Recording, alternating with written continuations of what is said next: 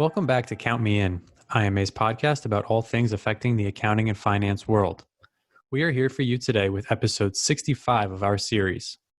As we've addressed in many recent episodes, the coronavirus has affected various aspects of accounting and finance. Today, you will hear Adam speak with Patricia Werhane, an adjunct professor at the University of Illinois Gies College of Business and a fellow for the Center of Professional Responsibility in Business and Society.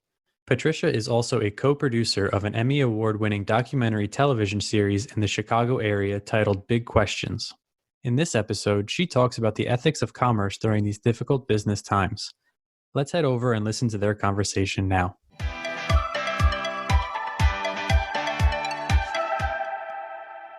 So today on the podcast, we have Patricia Werhane with us. Patricia, thanks so much for coming. Thank you for having me.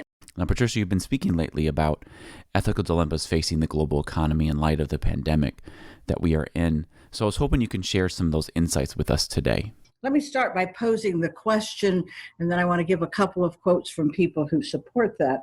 So the real question I think we're facing right now is how should we balance public health with the pandemic and social isolation with the financial health, where massive unemployment will be economically disastrous. In fact, it already is.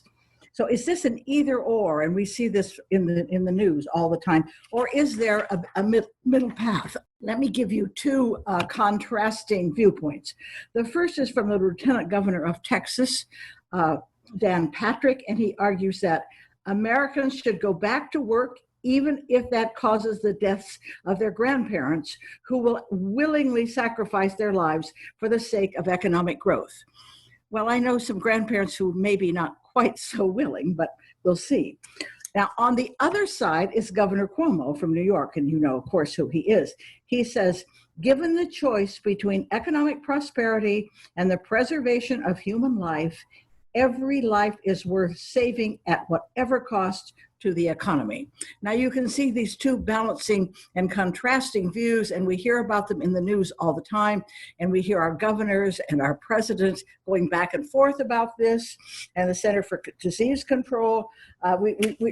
We're just caught up in this dilemma. So I want us to think about the dilemma, and then I'm going to make some comments about it, and then we'll come to some sort of resolution, I hope. So I was wondering if you could tackle the local identity versus the interconnectivity and the dependence on global commerce issue. One of the important things to think about in this dilemma, and you all know this, I'm sure, and that is that we live in this global world. Although we focus locally on the people who are ill, and some of them are our relatives and our friends, of course, we are globally independent economically. There's enormous interconnectivity in goods and services. For example, most of you are on your iPads or your cell phones or your computers. All of those are made with parts from many countries of the world.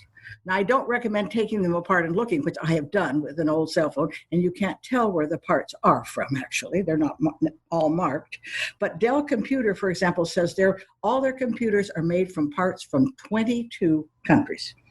So you can see this interconnectivity. And look at your clothes. I'm wearing clothes from Vietnam, Bangladesh, Korea, and Italy. I won't describe which ones. I don't have one single thing on me that is made in the United States. Over 20% of our food is imported. I hadn't realized that. And the ventilators and the respirators and the other healthcare equipment we desperately need are made in parts from all over the world. Now, this means that we have to think very carefully about this challenge. And as Martin Luther King actually said, in the 1960s, if you can imagine, he says, we live in an inescapable network of mutuality. And that's that network in which this pandemic is. You'll remember that we all thought it was a China problem. Well, of course, as we know, it's a global problem. It's not just China. Then what's your theory on the perspective we should take on this issue? Now, how should we think about it? I'm a business ethicist. I'm a professional ethicist. I think about these problems all the time. So I'm going to present us with kind of three perspectives from an ethical point of view that will help us think through this problem that I've created. for us. And actually, I haven't created it. It's been created, and I'm just talking about it. The first is, obviously, we all know about this, is basic human rights. In the United States, we have a Bill of Rights, but in 1948, the United Nations developed the Universal Declaration of Human Rights, and every member country is supposed to sign on to it. Now, actually, they do sign on to it, but many of them forget after they sign on that they actually are supposed to enforce these rights. But anyway, the basic rights are obvious: the right to life, but also the right to survival. The right to survival means I have a right to work, to do whatever I can to survive. And then I have the basic freedoms: freedom to speech, freedom of movement, freedom of religion or not, freedom to worship or not, freedom to work or freedom not to work, actually, and many other rights. Actually, the United Nations is very nice and said we have a right to a vacation. Well, of course, I love that, but not many people honor that right, actually. And then, interestingly, because many of you are in business, in commerce, in 2015, the United Nations developed a protocol, a voluntary, obviously, for businesses, arguing that the role of business is to respect, protect, and remedy abuses of human rights wherever they are in operation, wherever they're operating. I think that's very interesting. It means that organizations, as well as individuals, have basic rights, but we have obligations to each other. One of those obligations is to respect the dignity of every single human being. And sometimes, of course, we don't. The second principle to think about is fairness. There are endless literatures on fairness I won't inflict on you, but one of the basic ones is to treat every person as an equal. Now, that's the principle underlining delivery of healthcare. We don't have enough of anything. We don't have enough ventilators, we don't have enough respirators, we don't even have enough room in our emergency rooms to deliver health care to every person who needs it. So in the healthcare thinking, they do triage, and you probably all know that. That is, if you think about the people who are coming in, they take the sickest people first, and also those who are likely to survive. So if you're very, very sick and you're not going to make it, you will be put probably back in the line. And this is the idea of treating everyone as an equal and trying to raise the sickest who are possibly going to survive up to, shall we say, well, I'm not sure what normal is anymore, but at least to a decency so they can live. Now, interestingly, in commerce, we also have that principle of fairness. That is to treat every person as an equal. That is to give every individual equal opportunity. But in commerce, we don't hire the sickest or the weakest, obviously. We hire those we think are the most qualified. So we see this treatment as an equal as defined differently in different contexts. Finally, the third principle, philosophers call this utilitarianism. Well, that's a huge, long word, and one doesn't have to remember, but you all know this as cost-benefit analysis. And in commerce and in the triage, in health triage, we are using that principle. In the triage, we're obviously doing cost-benefit. Which ones of my sick patients can I best serve? Can I best cure? Can I best help? Or can I best ameliorate their harm or their pain? Now, that is a cost-benefit analysis. And also in commerce, of course, we do that all the time. That is, we aim to create value added for all our stakeholders, including, of course, our owners or shareholders.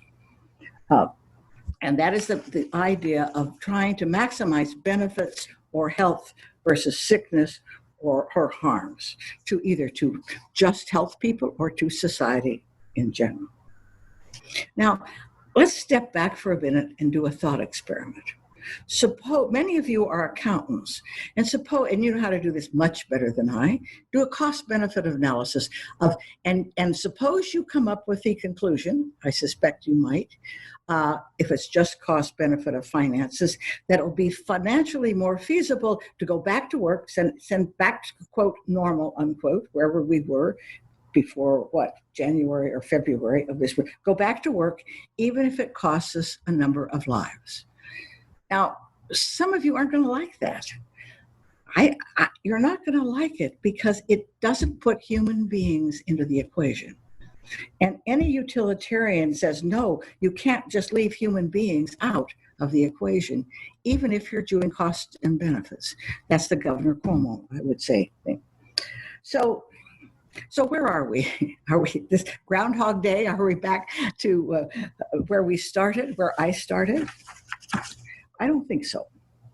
So let me step back a minute and argue we have, as a result of this analysis, we have not one, but two moral imperatives. The first is obvious. The first is from a human rights perspective and fairness and a cost-benefit analysis to reduce the pandemic infections. Maybe, of course, the ideal is a virus. It is a virus, a vaccine that will eliminate them eventually. But there's a second moral imperative, and that is to continue and encourage global commerce. Now, why is this a second moral imperative? It is a moral imperative for at least three reasons. First of all, without working, people suffer enormously. We're seeing people here who don't have enough food in the United States, of all places, and they suffer terribly without working, and also they suffer human worth. People identify with their work and what they do, and when they're not doing it, it's a terrible psychological crisis as well as obviously an economic crisis. The second reason is with massive unemployment, consumers will have little purchasing power. And if we don't have purchasing power, then global commerce will shrink. And so I'm just projecting in the future, we'll have no imported food, no imported clothes. Oh, I have to go back to sewing my clothes. Oh my. And worse, we'll have no new electronics. And that will be very difficult. Think some of you have been to Cuba, where the cars are 1950 cars that are sort of glued and pasted together with rubber bands and masking tape, and they make their own parts. Why? Because they're not allowed to import any parts. And their cell phones are, well, beyond antique. And it's very difficult to get the internet there, as those of you who've been there have tried. And we won't live that way. We can't live that way. We don't want to live that way. And so maybe I'm going to have to go back. My great-grandmother made soap and candles, for heaven's sakes, as well as her own clothes. And most of us aren't going to go back to making candles, and we probably shouldn't. But there's a third, and this is the most important imperative. We need commerce to provide the necessities to address the pandemic. Hospital beds, masks, gowns, ventilators, respirators, and new medicines, many are imported. We cannot solve the physical pandemic without global commerce. Those two are interrelated. I've separated them out, but that's wrong. The pandemic needs global commerce. Global commerce needs business. So we've got two basic imperatives that overlap with each other. So then what do we do? Now, how does one deal with an either-or situation? It's tempting to get locked in this, I should do this or do that. But if we can take 5 minutes, just 5 minutes of your life, and step back for a minute and think about this. All of us are pretty smart. We can figure this out. But if we get caught in this either or, we're unable to think clearly. So we need to step back and take a pause, take a breath, if you like, and think for a minute. Is there another way to solve this dilemma, which doesn't sacrifice global health or financial disaster? Now, I will tell you autobiographically, not too long, that when I began thinking about this, I got caught in this either or. And I thought, no, this isn't right, but what should we do? And then I came upon the writing of Paul Romer. Paul Romer is a Nobel Prize economist at New York University. And he proposes what he calls, and what now others are adopting, by the way, without giving him credit, the middle path. He said, if we spend so much money anyway, obviously, $100 million right now $100 billion right now and get masks for everyone, which we don't have, as you know, in this country, and testing equipment and test everyone. Everyone gets tested. And protect ourselves, that is, wear masks, wear protective gear, we can all go back to work. He says, and this is a quote from him, so at offices, manufacturing plants, service organizations, and even restaurants, where every employee, manager, and customer will be tested. So you'll be tested as you enter the restaurant, temperature will be taken, and if we all wear protective gear, commerce can begin. He says at the rate it was before the outbreak. Well, that may be optimistic, but it certainly can go ahead with this. And interestingly, the Center for Disease Control and some other experts have arguing we need, now think of this, 30 million tests a week. Now there's 330 million people in this country, give or take, maybe off a little. So that would take 10, 11, maybe 11, 12 days to test everyone. But right at the moment, we can't do that because we don't have enough testing kits. By the way, interestingly, we have plenty of labs. Universities have labs that are underutilized at the moment. There are labs that are all over the country that could be doing testing. All they need is the equipment to do so. And of course, all we need is the equipment to be tested as well. So this can be done. This isn't some wild idea, but it's something that we really can do, and we can do it well. Do you think people would actually go for that? The governments and everybody and the local governments would actually go with that plan? I actually do, because I think particularly most of us are afraid. We don't say that, I think, but we know, for example, employees who could go back to work and are afraid to. We see that in the meat packing industry because there's been so much virus in those meat packing plants because they're so close together. It's not really the plant's fault, it's just the way it is, that we see employees who don't want to go back even though they have jobs. And because they're afraid, and they should be afraid because of the last enormous infections in those plants. Interestingly, Volkswagen, we all know Volkswagen, in Germany now has opened a factory again to make cars. And this time, you at home, before you go to work, you get dressed up in protective gear. When you get there, your temperature is taken. If you have a temperature, of course, you go home. You come into a protected, absolutely clean factory that's been cleaned during the between shifts.